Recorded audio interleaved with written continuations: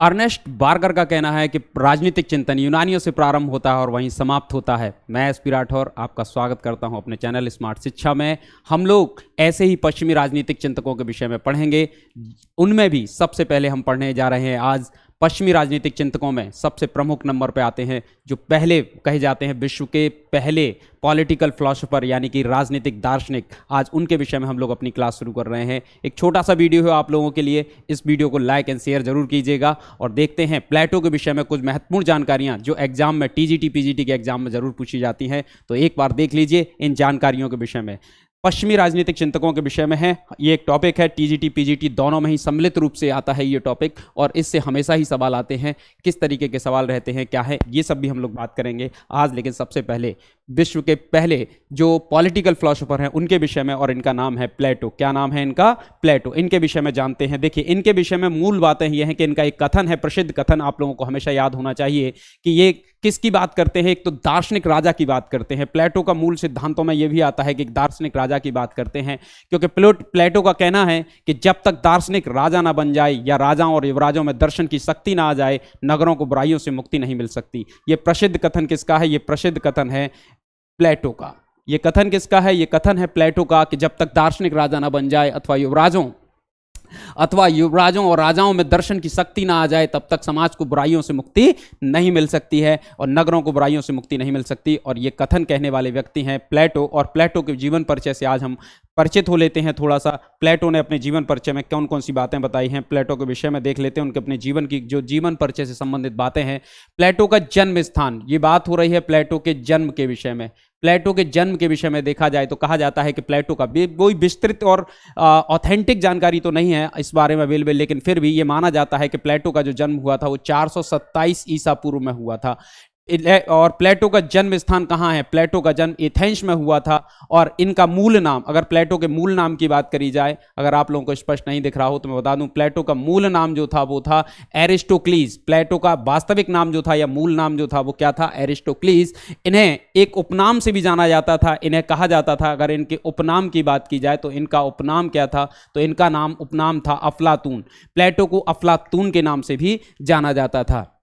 दूसरी बात करें, इन्हें और क्या कहा जाता है? तो प्लेटो को कहा जाता है father of the political philosophy, यानी कि राजनीतिक दर्शन का जनक कहा जाता है। इन्हें कहा जाता है राजनीतिक दर्शन का जनक कहा जाता है। राजनीतिक दर्शन का जनक कहा जाता है।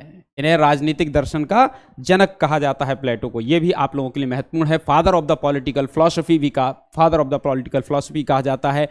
प्लेटो की महानता इस बात में भी है कि उनके एक प्रमुख गुरु हुआ करते थे। प्लेटो के एक प्रमुख गुरु हैं जो विश्व के कहे जाते हैं प्रथम दार्शनिक कहे जाते हैं, प्रथम दार्शनिकों की श्रेणियों में आते हैं। ये मूल विचारकों में की श्रेणी में आते हैं और इनका नाम है सुकरात।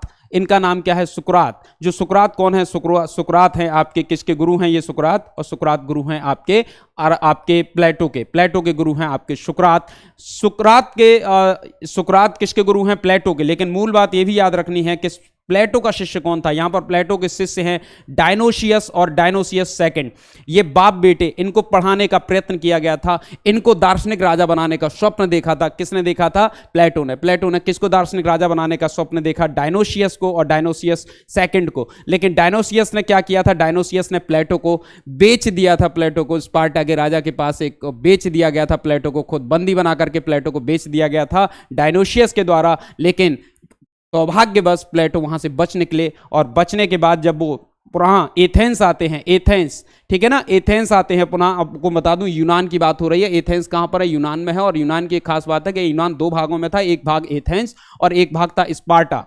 स्पार्टा की कहानी अलग है और एथेंस की कहानी अलग है। सब बात करेंगे आप लोगों से, लेकिन पहले इनकी बात करें। डायनोसियस और डायनोसियस सेकंड, इन दोनों को शिक्षा देने का प्रयत्न, ज्ञान देने का प्रयत्न किया गया। इनको दार्शनिक राजा बनाने का प्रयत्न किसके द्वारा किया गया था? ये प्लेटो के द्वारा किया गया था। लेकिन प्लेटो इस दोनों ही कार्यों में, इन दोनों को ही दार्शनिक राजा बनाने में असफल रहे, या ये कह सकते हैं कि ये इस योग्य नहीं थे कि वो प्लेटो की बातों को समझ पाए। दूसरी बात करें, इनका सबसे महानतम शिष्य हुए अरस्तु, ठीक है ना। इनके सबसे प्लेटो के सबसे महानतम शिष्य कौन हुए? प्लेटो के सबसे महानतम शिष्य थे अरस्तु। अरस्तु के बारे में आपको पढ़ना ही है, उनके विषय में अलग से बात करेंगे। लेकिन सबसे महानतम शिष्य प्लेटो के कौन थे?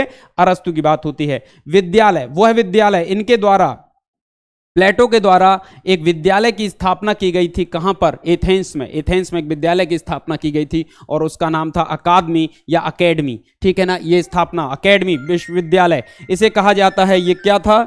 इसकी बात की जाए तो अकेडमी की बात करें तो इसकी एक खास बात यह है कि यूरोप का प्रथम विश्वविद्यालय था ये क्या है? अकेडमी यूरोप का प्रथम विश्वविद्यालय था। यूरोप का प्रथम विश्वविद्यालय। यूरोप का प्रथम विश्वविद्यालय किसके द्वारा स्थापित किया गया? प्लेटो के द्वारा स्थापित किया गया। और इसका नाम क्या था? और इसका नाम था आपके अकेडमी। ऐसे ही एक और बात करें कि प्लेटो के जीवन की एक महत्वपूर्ण परिवर्तनकारी घटना थी, और वो घटना कौन सी थी? प्लेटो के जीवन की सबसे महत्वपूर्ण और परिवर्तनकारी घटना थी सुकरात को फांसी दिया जाना। इस घटना का सुकरात आपके प्लेटो के जीवन पर बहुत महत्वपूर्ण प्रभाव पड़ा और इसके बाद उनके विचार एकदम बदल गए। उनका जो विश्वास था लोकतंत्र में वो भी समाप्त हो जाएगा। उसके विषय में भी हम लोग पढ़ेंगे यहां पर, ठीक। ये सब बातें हम लोग डिटेल में भी पढ़ेंगे सुकरात के प्लेटो के विषय में, ठीक है ना। तो ये 399 ईसा पूर्व में क्या होती है? 399 ईसा पूर्व में फांसी हो जाती है। किसको? सुकरात को, एक सच्चरित्र व्यक्ति को फांसी। ये जीवन में परिवर्तनकारी घटना थी। किसके लिए? प्लेटो के लिए। और प्लेटो की मृत्यु की बात करें तो 347 ईसा पूर्व में प्लेटो की मृत्यु हो जाती है। जानते हैं इनके कुछ और बातों के विषय में।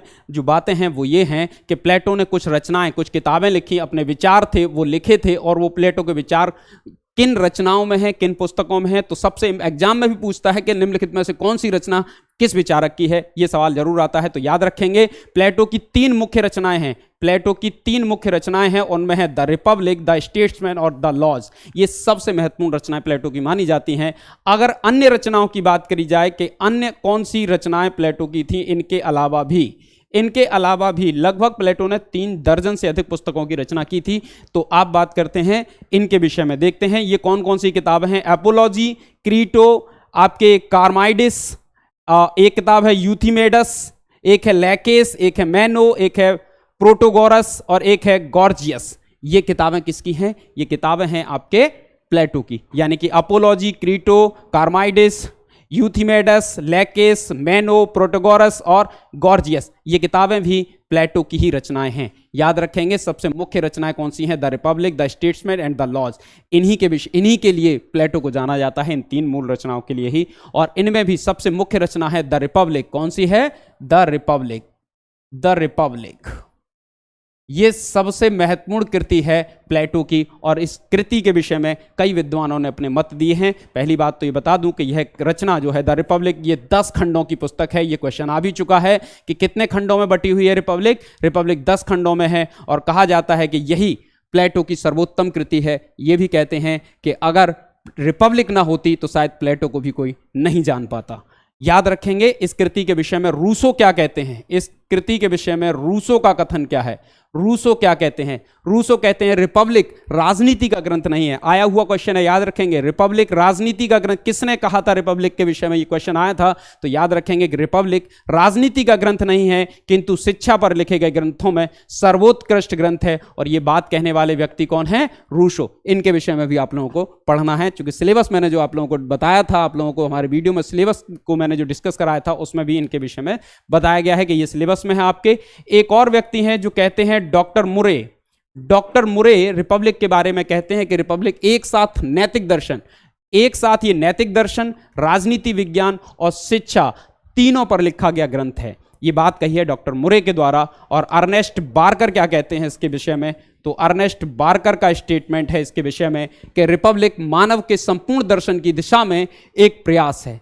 रिपब्लिक के विषय में अर्नेस्ट बार्कर का कथन है कि रिपब्लिक मानव के संपूर्ण दर्शन की दिशा में एक प्रयास है। यह कथन किसका है? अर्नेस्ट बार्कर का कथन है। तो मेरे ख्याल से आप लोगों को मेरी इतनी सी बात समझ आ गई होगी, और यहां से सवाल जरूर आया है। ये बातें भी आपको पता होनी चाहिए, ये बहुत महत्वपूर्ण है। याद रखेंगे, पढ़ेंगे। ऐसी ही छोटी छोटी मजेदार और बढ़िया एग्जाम से रिलेटेड बातों के साथ अगले वीडियो में पुनः मुलाकात करेंगे। तब तक के लिए शुक्रिया। चैनल को सब्सक्राइब एंड लाइक जरूर कीजिएगा। धन्यवाद।